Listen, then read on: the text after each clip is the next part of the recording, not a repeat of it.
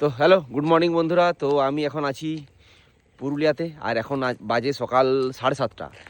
আর হালকা হালকা বেশ সুন্দর রোদ দিচ্ছে এখন। আর আমি এখন যাচ্ছি পুরুলিয়া শহর থেকে মানবাজারের যে রাস্তা আছে সেই রাস্তার দিকে। আজকে দোলযাত্রা, বসন্তকাল এর সাথে সাথেই আমাদের এই রঙের উৎসবে শুরু হয়। কিন্তু পুরুলিয়াতে এবছর যেহেতু এখনও পর্যন্ত হালকা হালকা ঠান্ডা আছে, তো সেই জন্য এখনও পর্যন্ত পুরো যে পুরুলিয়াতে বসন্তকালে যে পলাশে রাঙা একটা পুরো লাল চারিদিকে যেদিকে তাকা যাবে সেই দৃশ্য এখনও পর্যন্ত ঠিকঠাক দেখা যায়নি। কিন্তু রাস্তায় যেতে যেতে আমি দেখলাম যে বেশ কয়েকটি গাছে এখনও পর্যন্ত পলাশ ফুটেছে। তার মধ্যে দেখলাম এই গাছটাতে তো প্রচুর বড় পুরো পলাশে ভর্তি হয়ে গেছে। কিছু কিছু গাছে জাস্ট কুড়ি আসা শুরু হয়েছে, অনেক গাছে এখনও পাতাও ঝরেনি, এখনও পর্যন্ত পলাশ ফুটতে আরও দেরি হবে। আমি এখানে পাশে একটা পলাশ গাছ দেখাচ্ছি, এটাতে দেখুন একদম জাস্ট ছোটো ছোটো কুড়ি দিতে শুরু করেছে, আর ওই গাছগুলোতে দেখুন পাতা ঝরেনি।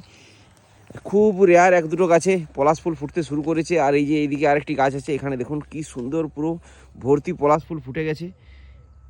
অনেক পাখি এসেছে, সেগুলো সব ফুলে ফুলে ঘুরে বেড়াচ্ছে দেখুন বিভিন্ন রকমের। আর সামনে এই যে একটা ছোট্ট পুকুর, একটা জলাশয়, একটা আলাদা রকমই লাগলো। আমি রাস্তায় যেতে যেতে দাঁড়ালাম এই জায়গাটাতে।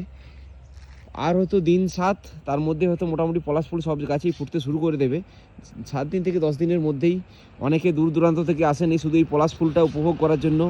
অন্য বছর এই হোলি কিংবা এই দোলযাত্রার সময়কে পুরো পলাশ ফুল ফুটে যায়, কিন্তু এই বছর যেহেতু এখনও পর্যন্ত হালকা হালকা ঠান্ডা আছে, তাই এখনও পর্যন্ত পলাশ ফুল ফোটেনি।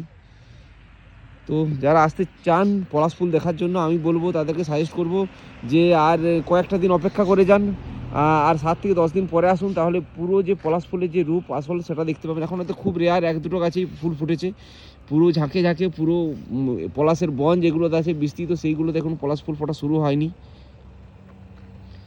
তো শুধু এটা দেখানোর জন্যই দাঁড়িয়েছিলাম, এই ভিডিওটা বানানোর জন্য।